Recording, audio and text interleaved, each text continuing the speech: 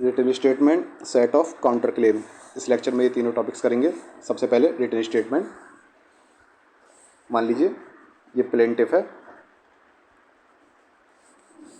ये डिफेंडेंट है। प्लेंटिफ ने एक प्लेंट फाइल करी जिसमें उसने डिफेंडेंट के अगेंस्ट कुछ चीज़ें क्लेम करी कि डिफेंडेंट ने मेरे इतने पैसे लिए हैं या फिर कोई और क्लेम। तो इस प्लेंट के रेस्पॉन्स में डिफेंडेंट क्या करेगा, अपना रिटन स्टेटमेंट फाइल करेगा। इस रिटन स्टेटमेंट के अंदर वह जो क्लेम किया गया है उसका जवाब देगा, उसका रेस्पॉन्स देगा,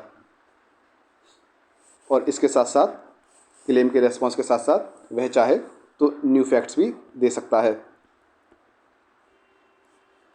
या फिर काउंटर क्लेम भी कर सकता है, या फिर वह सेट ऑफ भी कर सकता है।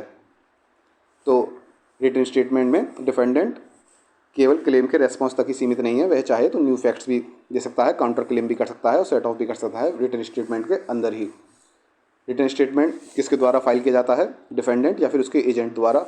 और यदि एक से ज़्यादा डिफेंडेंट हो, जैसे डिफेंडेंट हुआ, को डिफेंडेंट हो गया, को डिफेंडेंट 1, को डिफेंडेंट 2, तो वह चाहें तो एक कॉमन रिटन स्टेटमेंट भी फाइल कर सकते हैं जिसमें कि सभी के साइन होंगे और कोई एक इनमें से उसको वेरीफाई कर देगा। ये कितने दिन के अंदर फाइल किया जाता है रिटन स्टेटमेंट? समन की सर्विस के 30 दिन के अंदर। यदि 30 दिन में नहीं कर पाते तो 90 दिन के अंदर रिटन स्टेटमेंट फाइल करना होता है, और यदि ऐसा नहीं कर पाते तो कुछ एक्सेप्शनल सर्कमस्टेंसेस के अंदर कोर्ट इसके बाद भी अलाउ कर सकता है रिटन स्टेटमेंट फाइल करने के लिए। थ्योरी देख लेते हैं। रिटन स्टेटमेंट, इसकी डेफिनेशन कोड में तो दी गई नहीं है। इसका मीनिंग क्या होता है? Pleading of the defendant, defendant की प्लीडिंग है जिसमें कि वह प्लेंटिफ द्वारा जो प्लेंट दी गई है जिसमें वह कुछ फैक्ट्स अरेज करता है, कुछ चीज़ें क्लेम करता है डिफेंडेंट के अगेंस्ट, उनसे डील किया जाता है, उनका रेस्पॉन्स दिया जाता है। इसके अंदर वह न्यू फैक्ट्स भी दे सकता है डिफेंडेंट, और काउंटर क्लेम भी कर सकता है और सेट ऑफ भी कर सकता है। कौन फाइल कर सकता है रिटन स्टेटमेंट? डिफेंडेंट या फिर उसका ड्यूली ऑथराइज्ड एजेंट। यदि एक से ज़्यादा डिफेंडेंट हो तो एक कॉमन रिटन स्टेटमेंट फाइल कर सकते हैं जिसमें कि सभी के साइन होंगे और कोई एक उनमें से उसको वेरीफाई कर देगा। टाइम लिमिट क्या है रिटन स्टेटमेंट फाइल करने की? समन की सर्विस के 30 दिन के अंदर, और यदि ऐसा करने में फेल होते हैं तो 90 दिन के अंदर। और Salim bar association versus union of India वाले केस में सुप्रीम कोर्ट ने कहा है कि कुछ एक्सेप्शनल सर्कमस्टेंसेस के अंदर कोर्ट के पास पावर होती है कि वह डिफेंडेंट को रिटन स्टेटमेंट फाइल करने के लिए 90 दिन से ज़्यादा टाइम दे सकता है। 90 दिन की एक्सपायरी के बाद भी उसको अलाउ किया जा सकता है कि डिफेंडेंट अपना रिटन स्टेटमेंट फाइल कर दे। सेट ऑफ, नेक्स्ट टॉपिक हुआ इसमें सेट ऑफ। सेट ऑफ एक एग्जांपल से समझते हैं। मान लीजिए ये प्लेंटिफ है। प्लेंटिफ ने अपनी प्लेंट में यह क्लेम किया है कि डिफेंडेंट ने उससे 1000 रुपये का लोन लिया है।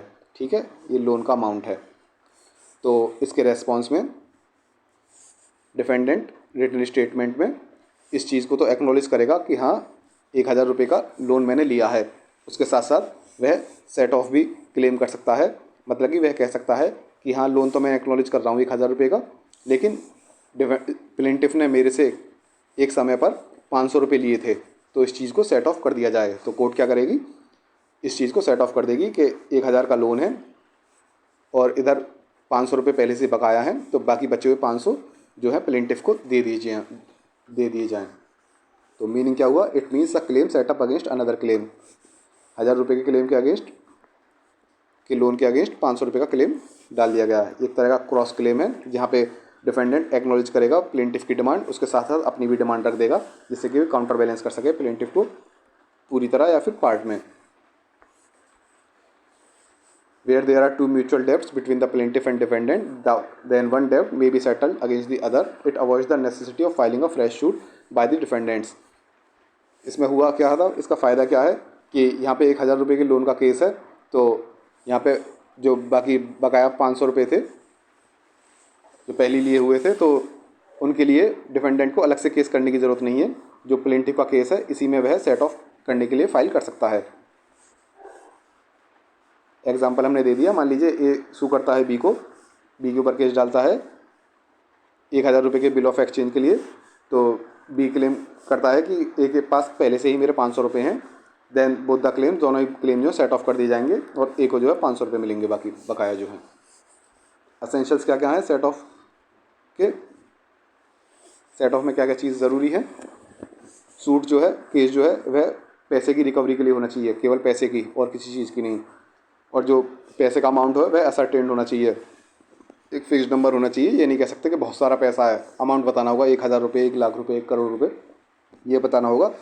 कोई ऐसे नहीं कह देना कि बहुत ज़्यादा पैसा है। Such sum must be legally recoverable, for example can not claim for salary for doing some illegal work.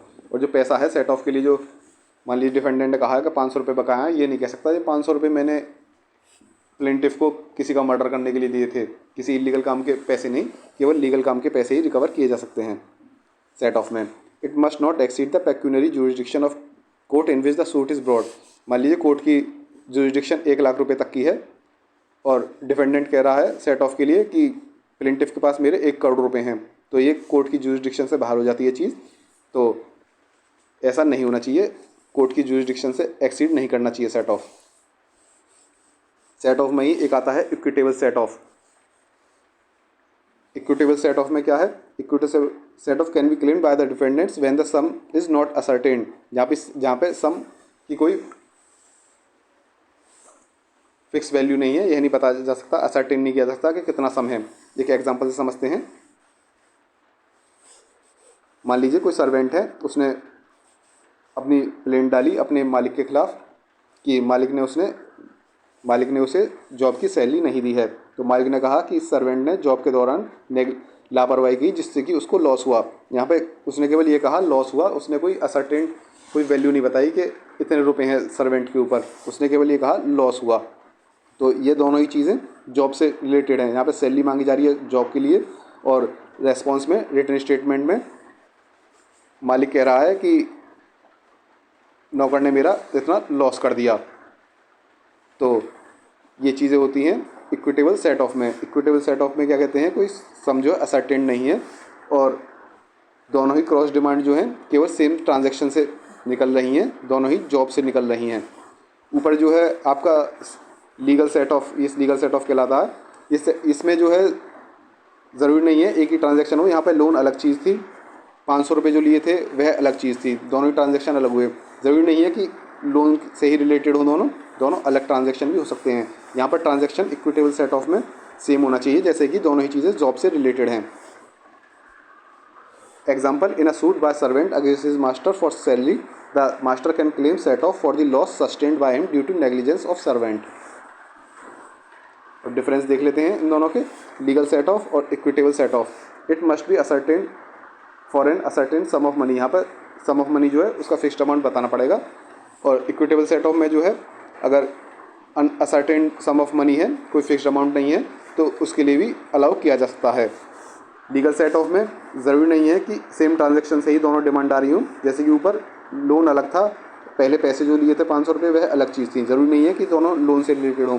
लेकिन इक्विटेबल सेट ऑफ में दोनों ही डिमांड जो है, डिमांड और क्रॉस डिमांड जो है वह सेम ट्रांजैक्शन से आनी चाहिए, जैसे कि दोनों ही जॉब से रिलेटेड थी। वहाँ पे सैलरी मांग रहा था नौकर और मालिक ने कहा कि जॉब के दौरान उसकी नेग्लिजेंस के कारण मुझे लॉस हुआ। Legal set off as a matter of right claim किया जा सकता है, अधिकार के तौर पे क्लेम किया जा सकता है। और इक्विटेबल सेट ऑफ जो है कोर्ट की डिस्क्रिप्शन के ऊपर डिपेंड करता है, कोर्ट चाहे तो अलाउ करे या ना करे। लीगल सेट ऑफ में है जो पैसे काउंटर क्लेम किए गए हैं वह लिमिटेशन द्वारा बाढ़ ना हो। मान लीजिए जो 500 रुपये पहले के दिए हुए हैं ये लिमिटेशन द्वारा बाढ़ ना हो, मतलब कि अब इसके ऊपर केस ही नहीं किया जा सकता। यह टाइम लिमिट जो है इसका केस फाइल करने की 500 रुपये की वह बीत गई हो, तो ऐसा नहीं होना चाहिए। लेकिन इक्विटेबल सेट ऑफ में टाइम बार्ड होने के बावजूद भी इक्विटेबल सेट ऑफ क्लेम किया जा सकता है, अमाउंट क्लेम किया जा सकता है। मान लीजिए ये लॉस के लिए केस करने के लिए टाइम बीत चुका है, लेकिन फिर भी इक्विटेबल सेट ऑफ में यह अलाउड है। नेक्स्ट टॉपिक है काउंटर क्लेम। मान लीजिए प्लेंटिफ है, प्लेंटिफ ने अपनी प्लेंट में कुछ चीज़ें क्लेम करी हैं, अपना केस फाइल कर दिया, तो अब डिफेंडेंट क्या कर रहा है, इस क्लेम का तो जवाब दे ही दिया, चलो ठीक है। उसके साथ साथ वह एक काउंटर क्लेम कर देता है, केस के अंदर ही अपना एक अलग केस डाल देता है इस क्लेम से बिल्कुल अलग। यह सेम सूट में ही, एक ही सूट में मान लीजिए दो दो केस चल रहे हैं, एक केस के अंदर ही दो दो केस चल रहे हैं, ये क्लेम का अलग केस चल रहा है, एक इस डिफेंडेंट ने अपना अलग क्लेम डाल दिया काउंटर क्लेम, उसका अलग केस चल रहा है। तो और ये किसके खिलाफ अलाउड है, डिफेंडेंट चाहे तो प्लेंटिफ के साथ साथ को डिफेंडेंट्स के अगेंस्ट भी काउंटर क्लेम डाल सकता है। लेकिन ऐसा नहीं है कि प्लेंटिफ के खिलाफ तो काउंटर क्लेम डिफेंडेंट ने किया नहीं, केवल को डिफेंडेंट के खिलाफ ही किया, यह अलाउड नहीं है। प्लेंटिफ के अगेंस्ट करना ज़रूरी है, उसके साथ साथ वह को डिफेंडेंट के अगेंस्ट भी काउंटर क्लेम कर सकता है। एक थ्योरी से समझते हैं इसको। काउंटर क्लेम की डेफिनेशन भी कोड में नहीं दी गई। इसका मीनिंग क्या है, a claim made by the defendant against the plaintiff in the suit filed by plaintiff. Suit जो है प्लेंटिफ ने फाइल किया था, उसमें क्लेम किया था, और डिफेंडेंट ने उसी सूट में सेम सूट सेम केस में एक अपना ही अलग केस चला दिया, अपना ही काउंटर क्लेम डाल दिया। It is independent and separate from plaintiff's claim. Plaintiff का क्लेम अलग है, उससे इंडिपेंडेंट और सेपरेट है डिफेंडेंट का क्लेम। इसका ऑब्जेक्ट क्या है, उद्देश्य क्या है ऐसा करने के लिए, एक के अंदर इतने क्यों घुसा रहे हो। तो इसका ऑब्जेक्ट है to avoid multiplicity of proceedings. अब मान लीजिए यहाँ पे प्लेंटिफ ने अपना क्लेम डाला, अब डिफेंडेंट का भी कोई अलग क्लेम होगा, उसके लिए उसको अलग से केस डालने की ज़रूरत नहीं है। इसी केस में, इसी सूट में वह अपना क्लेम भी डाल सकता है, उसको काउंटर क्लेम कर सकता है। It saves time of the court, it avoids inconvenience to the parties, all the disputes between the parties can be adjudicated in a same suit. इन दोनों के बीच में, प्लेंटिफ और डिफेंडेंट के बीच में जो भी क्लेम हो वो सभी इसी सेम सूट में ही सारे के सारे निपटा दिए जाएँ। कोई अलग क्लेम, कोई अलग केस डालने की कोई ज़रूरत नहीं है, एक ही केस में सारे केस निपटा दो। काउंटर क्लेम कौन फाइल कर सकता है, जनरली डिफेंडेंट जो है वह काउंटर क्लेम प्लेंटिफ के अगेंस्ट कर सकता है, और वह प्लेंटिफ के साथ साथ को डिफेंडेंट्स के अगेंस्ट भी कर सकता है। लेकिन डिफेंडेंट जो है केवल सोली अगेंस्ट को डिफेंडेंट्स नहीं कर सकता, जैसे हमने यहाँ पे देख लिया। डिफेंडेंट प्लेंटिफ के साथ साथ को डिफेंडेंट्स और उसके साथ साथ दूसरे डिफेंडेंट जो है उनके अगेंस्ट भी काउंटर क्लेम कर सकता है। लेकिन ऐसा नहीं कर सकता कि केवल को डिफेंडेंट जो है उनके अगेंस्ट ही कर रहा है और प्लेंटिफ के अगेंस्ट नहीं कर रहा, ऐसा नहीं कर सकता। Without filing it against the plaintiff. Time क्या है काउंटर क्लेम करने का, किस समय तक काउंटर क्लेम कर सकते हैं। The cause of action of such counter claim में एक्रू ईदर बिफोर और after filing of the suit by the plaintiff, but before the defendant has delivered his defence और before the time fixed for delivery of his defence has expired. After issues are framed counter claim can not be filed. ये defendant ने जो अपनी defence deliver करनी है, उस defence से पहले पहले ही उसको काउंटर क्लेम करना है।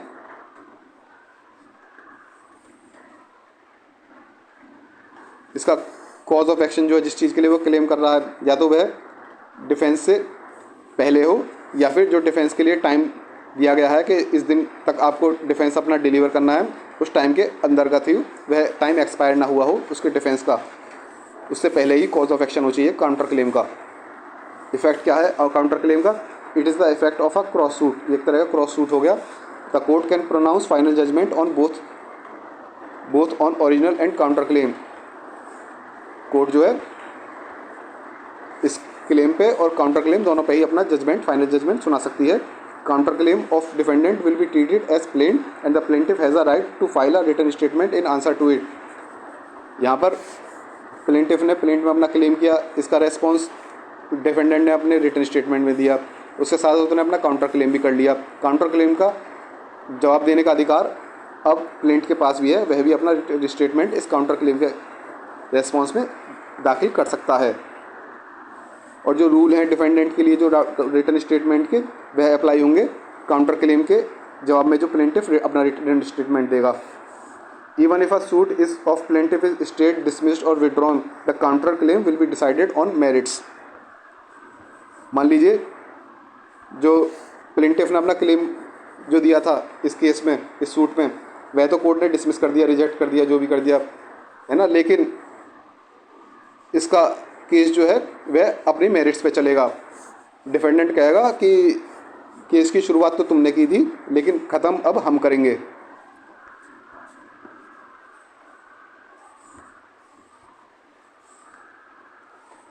अब देख लेते हैं सेट ऑफ और काउंटर क्लेम के बीच में difference. Set off, it is a statutory defence to a plaintiff's action. Plaintiff action के अगेंस्ट ये एक तरह का स्टैट्यूटरी डिफेंस है। और काउंटर क्लेम क्या है, ये एक तरह का क्रॉस सेक्शन है। सेट ऑफ में जो है एक असर्टेंड सम ऑफ मनी होना चाहिए, जैसे लीगल सेट ऑफ में असर्टेंड सम ऑफ मनी होता है। और यदि इक्विटेबल सेट ऑफ है वह सेम ट्रांजेक्शन से ही निकला हुआ होना चाहिए, जैसे कि दोनों ही जॉब से रिलेटेड थे इक्विटेबल सेट ऑफ में। काउंटर क्लेम में ऐसी कोई चीज़ नहीं है, ऐसी कोई बाध्यता नहीं है, ना ही कोई ज़रूरी नहीं है कि असर्टेंड सम ऑफ मनी हो, ना ही ऐसा कुछ है कि सेम ट्रांजेक्शन से रिलेटेड हो दोनों क्लेम। ये दोनों ही अलग अलग, एक केस के अंदर अलग अलग केस चलेंगे, दोनों ही सेपरेट होंगे, दोनों एक सेम ट्रांजेक्शन से होने ज़रूरी नहीं है। Set off it is a ground of defence to the plaintiff's action, a shield which would afford an answer to plaintiff's claim. एक तरह का डिफेंस है सेट ऑफ जो है कि इसने 1000 रुपये मैं मानता हूँ का लोन है, लेकिन इधर से 500 रुपये इससे पहले ही थे। एक तरह का डिफेंस कर रहे हो आप, लेकिन काउंटर क्लेम में क्या कर रहे हो, आप ऑफेंस कर रहे हो, उल्टा प्लेंटिफ पे ही हमला कर रहे हो। It is a weapon of offence, a sword enabling a defendant to enforce a claim against the plaintiff. के तूने मेरे ऊपर क्लेम किया, ले मैं तेरे ऊपर उल्टा क्लेम कर देता हूँ, तू मेरे ऊपर केस करता है, मैं उल्टा तेरे ऊपर ही केस कर देता हूँ। In a legal set off the amount must be recoverable at the date of suit. जो लीगल सेट ऑफ में क्या है, जो पैसा था मान लीजिए 500 रुपये जो है वह सूट की डेट के टाइम रिकवरेबल होनी चाहिए, ऐसा ना हो टाइम लिमिट निकल गई हो। और काउंटर क्लेम में क्या है, the amount must be recoverable at the date of written statement. Written statement की डेट के टाइम पे अमाउंट रिकवरेबल होना चाहिए काउंटर क्लेम में जो अमाउंट मांगा गया है, या फिर उसका कॉज ऑफ एक्शन जो है वह रिटर्न स्टेटमेंट फाइल करने से पहले उत्पन्न अराइज होना चाहिए। यह हो गया आपके सेट ऑफ और काउंटर क्लेम के बीच की डिफरेंस। अब समरी देख लेते हैं। रिटर्न स्टेटमेंट में क्या होता है, यह प्लेंट के फैक्ट जो हैं उनसे डील करता है, मतलब क्लेम जो है उसका रेस्पॉन्स देता है, उसके साथ साथ न्यू फैक्ट्स भी दे सकते हैं। सेट ऑफ भी हो सकता है, इसमें काउंटर क्लेम भी हो सकता है। किसके द्वारा फाइल किया जाता है, डिफेंडेंट के द्वारा या फिर उसके ऑथराइज एजेंट द्वारा। और यदि एक से ज़्यादा हो तो सभी के उसमें साइन हो, एक से ज़्यादा डिफेंडेंट हो तो। और कितने टाइम में, समन के सर्विस के 30 दिन के अंदर, या फिर ऐसा नहीं हो पाता तो 90 दिन के अंदर, और कुछ एक्सेप्शनल सर्कमस्टेंसेस के अंदर उसके बाद भी कोर्ट अलाउ कर सकती है। सेट ऑफ क्या होता है, इसमें प्लेंट जो है, प्लेंट के अंदर जो क्लेम किया गया है प्लेंटिफ द्वारा, डिफेंडेंट उसकी डिमांड को एक्नॉलेज करेगा, प्लेंटिफ की डिमांड को, उसके साथ साथ अपनी अनदर डिमांड कर देगा उस डिमांड को काउंटर बैलेंस करने के लिए।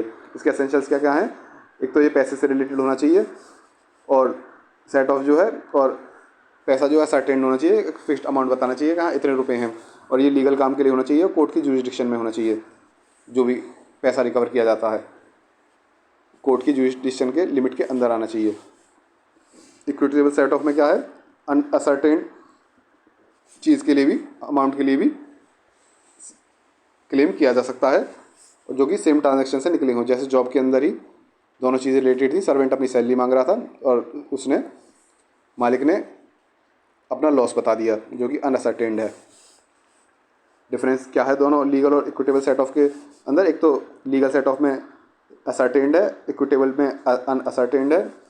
और लीगल सेट ऑफ जो है ज़रूरी नहीं एक ही ट्रांजैक्शन से निकल रहे हों, इक्विटेबल सेट ऑफ जो है ज़रूरी है कि एक ही ट्रांजैक्शन से निकल रहे हों। लीगल सेट ऑफ एक तरह का राइट है, और इक्विटेबल सेट ऑफ जो है कोर्ट की डिस्क्रिप्शन के ऊपर डिपेंड करता है, और दोनों के अलग अलग टाइम बार बताए हुए हैं। कि लीगल सेट ऑफ में कि जो सेट ऑफ मांगा गया है कि 500 रुपये हैं, वह उसकी लिमिट निकल नहीं गई हो, लेकिन इक्विटेबल सेट ऑफ में ऐसा ज़रूरी नहीं है, जो लॉस है उसका टाइम निकल भी गया हो केस फाइल करने का, तब भी उसमें फाइल किया जा सकता है। काउंटर क्लेम जो है, काउंटर क्लेम क्या होता है, सूट जो है वह तो प्लेंटिफ फाइल कर रहा है, लेकिन उसी सूट में डिफेंडेंट भी अपना क्लेम कर देता है, एक काउंटर क्लेम हो गया, जो कि प्लेंटिफ के क्लेम से इंडिपेंडेंट होगा और सेपरेट होगा। इससे मल्टीपल केसेस, अलग अलग सूट डालने की ज़रूरत नहीं होगी, इस चीज़ को अवॉइड किया जा सकता है। और किस किस के खिलाफ काउंटर क्लेम किया जा सकता है, प्लेंटिफ और उसके साथ साथ को डिफेंडेंट के अगेंस्ट भी किया जा सकता है। और क्या टाइम लिमिट है, अपनी डिफेंस की डिलीवरी से पहले काउंटर क्लेम फाइल किया जा सकता है। इसका कॉज ऑफ एक्शन डिफेंस की डिलीवरी से पहले अराइज होना चाहिए। डिफरेंस क्या है सेट ऑफ और काउंटर क्लेम में, सेट ऑफ जो एक तरह का डिफेंस है, काउंटर क्लेम एक तरह का ऑफेंस है। काउंटर क्लेम एक तरह का क्रॉस सेक्शन है। सेट ऑफ में एक असर्टेन अमाउंट होता है, जैसे लीगल सेट ऑफ में असर्टेन अमाउंट होता है और इक्विटेबल सेट ऑफ में सेम ट्रांजेक्शन होते हैं। काउंटर क्लेम में अलग ही केस चल रहा है, वह इंडिपेंडेंट होता है, सेपरेट होता है, उसमें ऐसी कोई कंडीशन ज़रूरी नहीं है।